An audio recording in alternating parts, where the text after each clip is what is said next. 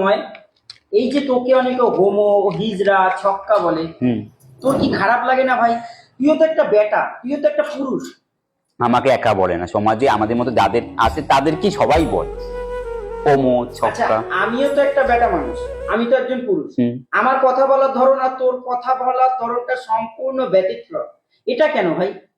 মানে এই কমিউনিটি যারা আছে তাদের গলার স্বরটা এরকমই। আর তুই এরকম হলেই কেন? তুই কি ছোটবেলা থেকে না তো এরকম না, করছিস? ছোটবেলা থেকে আমি এরকম ছিলাম না, কিন্তু ছোটবেলার কথা আমার ঠিক মনে নেই। আমার মনে আছে আমি যখন 13-14 বছর বয়সে আমি পা দিলাম, 13-14 বছর বয়সে আমি যখন পা দিলাম, তখন থেকে আমার এই ভাবটা আসে আর কি, যে মনে প্রাণে আমি মেয়ে, কিন্তু আমি বাস্তবে কিন্তু বেশি এমনি আমি ছেলে।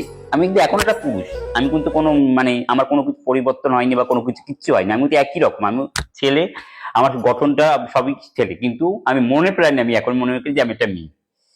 ঠিক আছে। এই যে আমি যখন তোকে বাইকে নিয়ে যাই, বন্ধুরা, আমি যখন ওকে নিয়ে মানে বাইকে নিয়ে কোথাও যাই, আমাকে অনেকে বলে যে তুই একটা হোমোর সাথে মিশিস, তুই একটা লেডিসের সাথে মিশিস, ও তো একটা ছক্কা, ও তো একটা হিজড়া।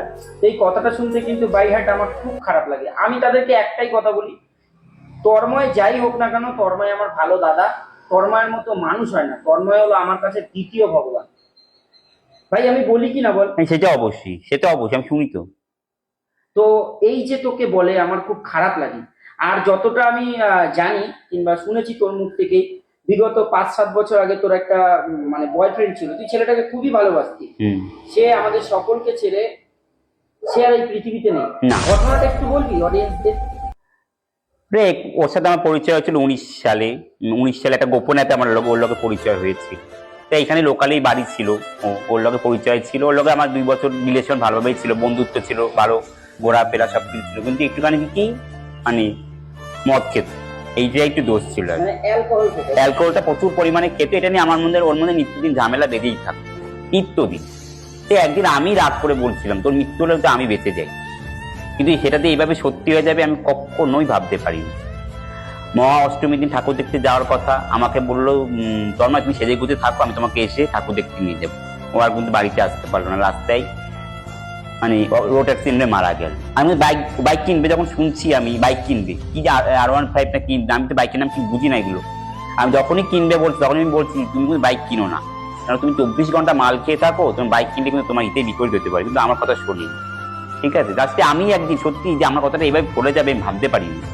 যাই হোক, ওটা ব্যাড লাক, ওটা তোর কথা ফলেনি, ওটা ওর কপালে নি। না, এটা অনেকে মানে দোষারোপ করছে যে আমি বলছি তাই হয়েছে। অ্যাকচুয়ালি এই দোষারোপটা তোমরা তন্ময়কে কেউ করো না।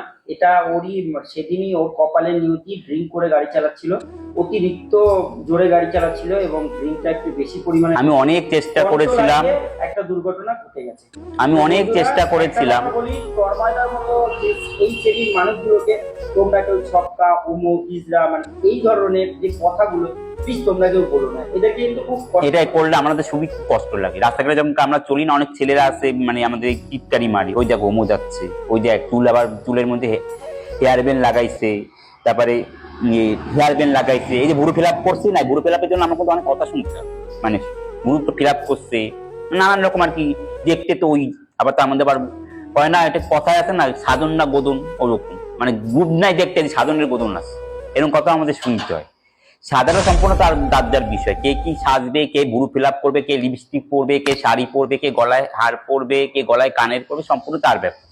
এগুলো যেমন বাইরের লোকরা বলেন আমাদের খুব খারাপ, আমরা তো কারো ডিস্টার্ব করছি না,